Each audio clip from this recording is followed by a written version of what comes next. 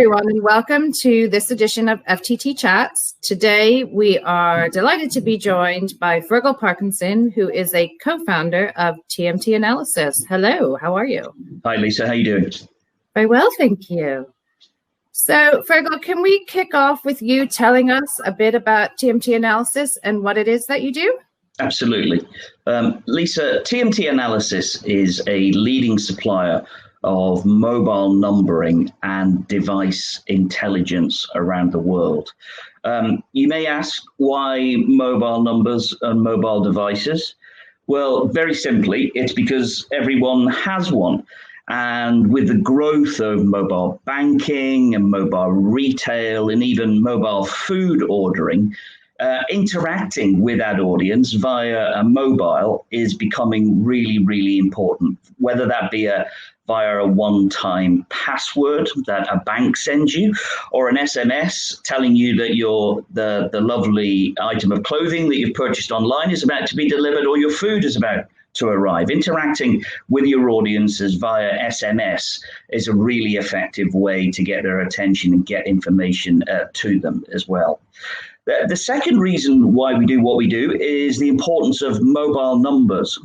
Most of us only change our mobile numbers once or twice in our lifetime. In fact, I've never changed my mobile number. I've had the same mobile number for about 20 years. And I don't know whether you have had your same mobile number as well. And so therefore, in most markets, a mobile number is the closest that we're going to get to a national identity number. It's an identity number of a person that's sitting behind that number. And so therefore, we use the data that we have on board now for about 80 countries, and in some, depending on the data that you use, we've got access to global data.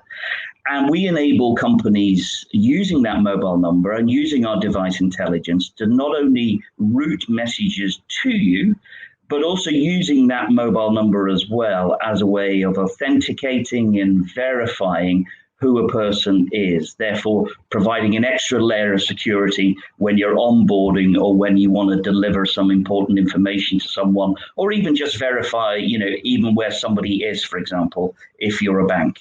Thank you, Fergal. That was really interesting. First of all, I'd like to say that I have only ever had one mobile number my entire life. Good. And I slightly beat you because I've had it for 23 years. There you go. There you go. So, that mobile number is, if you like, unique to you, therefore. And so therefore, you can build a lot of intelligence around that mobile number in the sense of what network is it sitting on today. And then some enhanced KYC features as well. If you're buying something, if you're onboarding you, for example, to a new banking product, then, things like number name match or number address match, etc., is really useful, actually, in order to verify that it's actually you that the organization is actually talking to. So picking on some of the really interesting things you've just pointed to, what should the fintech community do with that information? Why is it, what relevance is it to them? What kind of use cases can you describe? There's a number of different use cases depending on what you want to do with that particular person or that particular mobile number. The kind of audience that we have in North America, for example, is everyone ranging from the messaging hubs, the companies out there sending out billions of SMSs on behalf of companies around the world. We also have relationships with social media channels, with banks, but also even the investment community as well. We supply information and data to the investment community. I want to know more about telco networks and devices out there too. But there are a number of different ways. So therefore, if you're a social media company and you want to get information to you quickly, maybe it'd be a one-time password if you've been logged out of your social media account, or if you're a bank wanting to send a one-time password, using our data and our intelligence to securely, quickly, and also cost effectively route that message to you is one use of our data as well.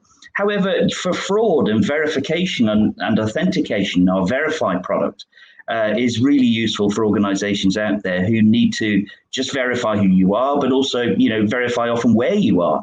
So, for example, some of the banking partners that we work with, if you decide to take a trip from North America to Mexico for the afternoon, for example, and you use your credit card or your debit card there, then, the bank sees that. They don't know whether that is actually you or actually someone has hold of your banking details or your card. And so they have to quickly decide whether to allow that transaction to go ahead or not. And you might have just had a lovely meal in a restaurant and you might be sitting there waiting to pay. And you don't want a delay in that payment going through. So what they do is they ping our database and we therefore look up where you are in that particular day and time. And so therefore we can see what network you're connected to in real time.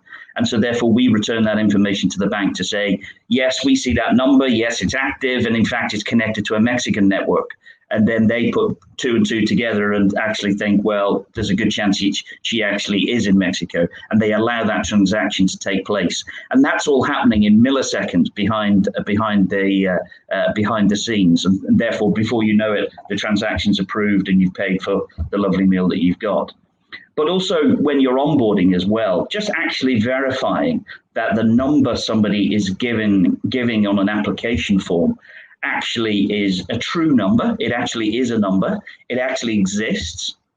We can also say whether it's active and in some markets how long it's been active for. Has that number just been active for 1 day?